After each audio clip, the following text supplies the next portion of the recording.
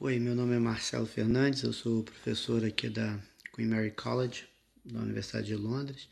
Eu sou um professor de finanças, não trabalho com o mercado de trabalho, mas me pediram para falar um pouquinho sobre as leis trabalhistas aqui na Inglaterra. Então, tem uma série de perguntas que me foi feita, eu tive que pesquisar algumas coisas que eu realmente não é minha especialidade, e acadêmico geralmente tem um contrato de trabalho bem mais flexível, né, do que o contrato normal. Então vamos lá, a primeira pergunta era sobre férias. Tá? A lei das férias aqui é uma lei razoavelmente simples. Você tem 5,6 semanas de férias por ano. Por que esse número mágico 5,6? Porque para a maioria das pessoas que trabalham 5 dias por semana, quando se multiplica por 5,6 dá 28 dias. Tá? Então esse é o mínimo que você vai ter de férias aqui. Obviamente existe uma total liberdade para você contratar, né, para você negociar o teu contrato com uma forma diferenciada, e você pode ter um contrato que tenha mais dias de férias do que esses 28 dias. Tá? O detalhe é que o 28 dias é o máximo que você pode ter nesse número mínimo. Né? Se você trabalhar 6 vezes por semana, se você multiplicar por 5,6 vai dar um número maior que 28, mas 28 continua sendo o teto. A jornada de trabalho aqui, basicamente, ela é bastante flexível também. Né? Para você ter um emprego em tempo integral, você tem que trabalhar pelo menos 35 horas por semana. E existe um limite máximo de 48 horas por semana, mas obviamente existem exceções. Se você trabalha em setores de emergência, como ambulância, né, médicos, se você é militar, né, agente de segurança, existem essas exceções para esse limite de 48 horas por semana. Note também que esse limite ele é flexível, no sentido que ele é uma média. Né? Então, se existe um contingenciamento para você trabalhar 54 horas numa semana, e nessa outra semana você ter um descanso maior e trabalhar 40 e assim por diante. Desde que não ultrapasse numa média, que eu não sei muito bem como é calculado esses 48 horas por semana, está tudo tranquilo. Tá? O part-time, né, o tempo integral, o tempo parcial, é qualquer coisa, qualquer tipo de contrato onde você trabalha menos de 35 horas. Não existe um limite mínimo, né, um limite inferior para esse número de horas trabalhadas. Tá? Hora extra aqui é uma coisa um pouquinho bem diferente do Brasil. Não existe pagamento adicional para hora extra, obviamente pode existir no teu contrato se você negociar, mas por lei não existe nada assim que te garanta uma hora extra, tá? Você não precisa pagar mais, desde obviamente que no total das horas trabalhadas, né, quando você olha o teu salário pelo total de horas trabalhadas, você esteja acima do salário mínimo, né? Então, se você ganha salário mínimo e você faz hora extra, aí o empregador é obrigado a pagar. Mas se você tiver um salário muito acima do salário mínimo, normalmente o que acontece é que a hora extra não vai ser contada. Tá? Obviamente a hora extra não pode ultrapassar as 48 horas por semana naquela média, né? A menos que o funcionário concorde e assine um termo se responsabilizando por aquele número acima de 48 horas.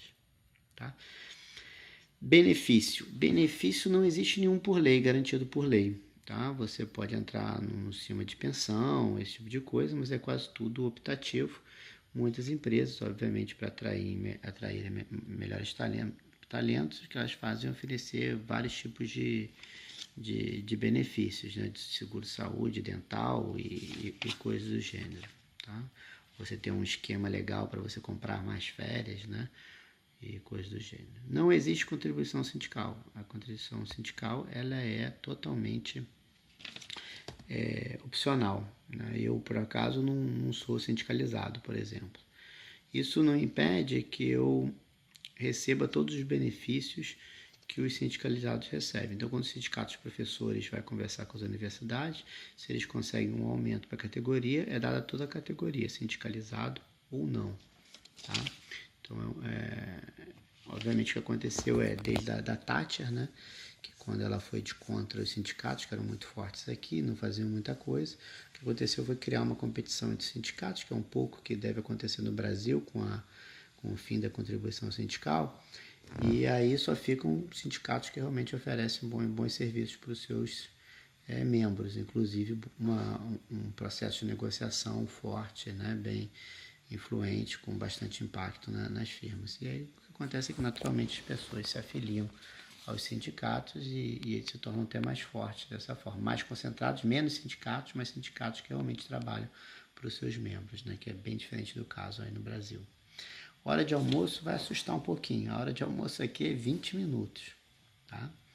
A maioria das pessoas come, traz comida de casa ou come na sua própria mesa de trabalho, pega um sanduíche, uma coisa rápida. As pessoas aqui não querem passar muito tempo no trabalho.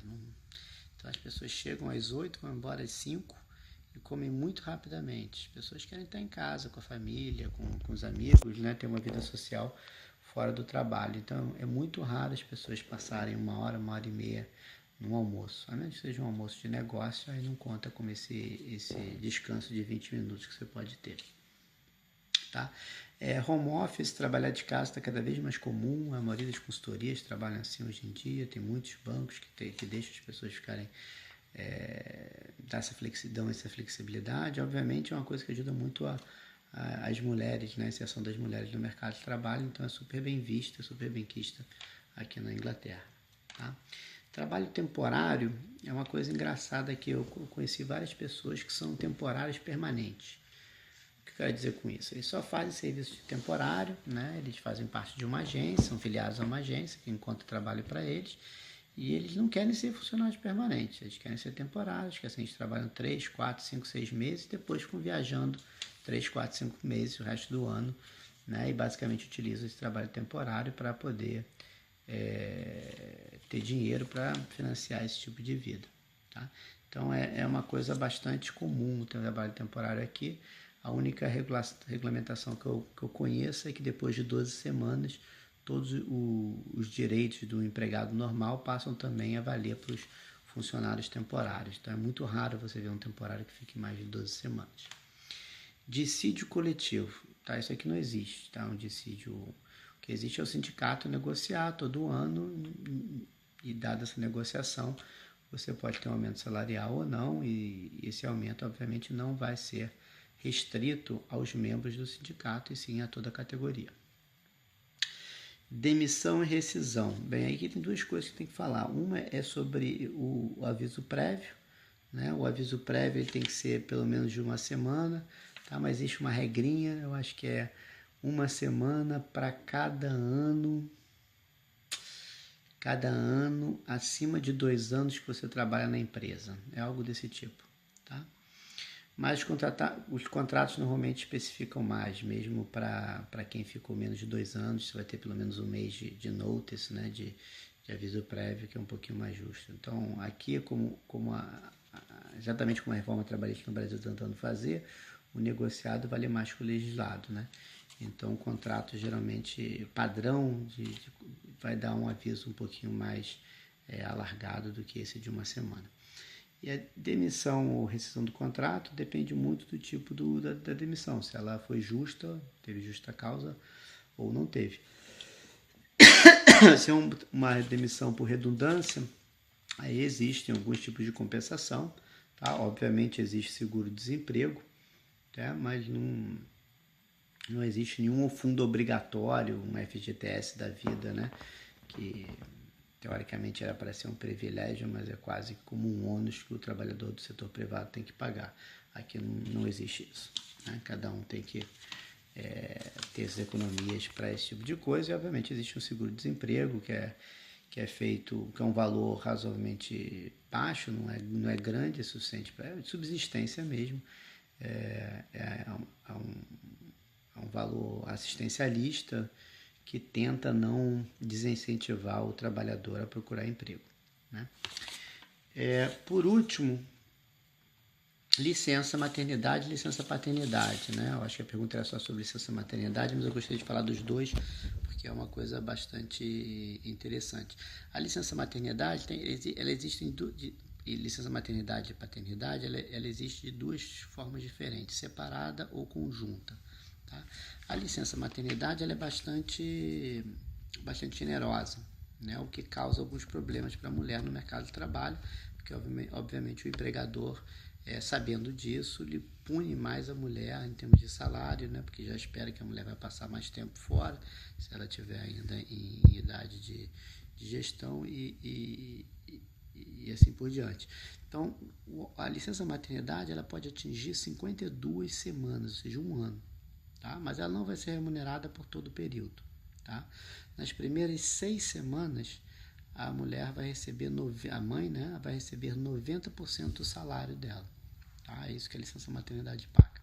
A partir daí, nas próximas 33 semanas, ou seja, completando 39 semanas, né, ela recebe o mínimo entre 90% do salário e 141 pounds por semana, ou seja, uma redução bastante grande aí da licença da maternidade, mas pelo menos permite que a mãe fique mais em casa. A licença paternidade, até 2015, né, ela basicamente só podia ser tirada separada, e era de 1 ou 2 semanas, eu acho que dependia de quanto tempo o pai já estava no trabalho, né? E o salário era como esse segundo salário aí da mãe, ou seja, receberiam o mínimo entre 141 pounds, acho que é 140,98 pia, uma coisa desse tipo, o mínimo entre 141 pounds e 90% do salário, tá? E não existia a possibilidade de fazer uma coisa conjunta. Hoje já existe essa licença conjunta, né? Se chama o Shared Parental Leave, e ele basicamente pega esse 1 ano e 52 semanas e meio que distribui entre o pai e a mãe, né? Então, basicamente, o pai vai poder pegar 52 semanas menos o período de licença de maternidade que a mãe tirou, né? Em termos de pagamento, a mesma coisa. Você pega as 39 semanas total, né, que existia antes, e você bota essas 39 semanas, menos o quanto a mãe já recebeu, em termos de semanas, né, e esse é o valor total que o pai recebe.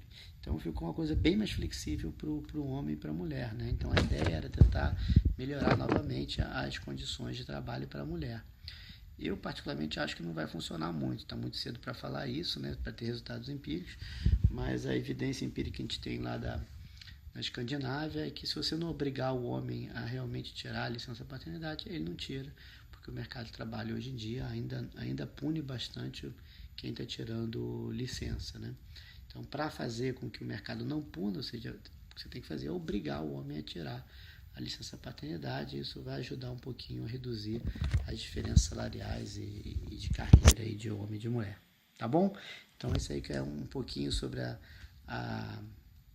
as leis trabalhistas aqui na Inglaterra, que são muito mais parecidas, né, com o que vai vir a ser nossas leis trabalhistas após a reforma do que é hoje em dia, né?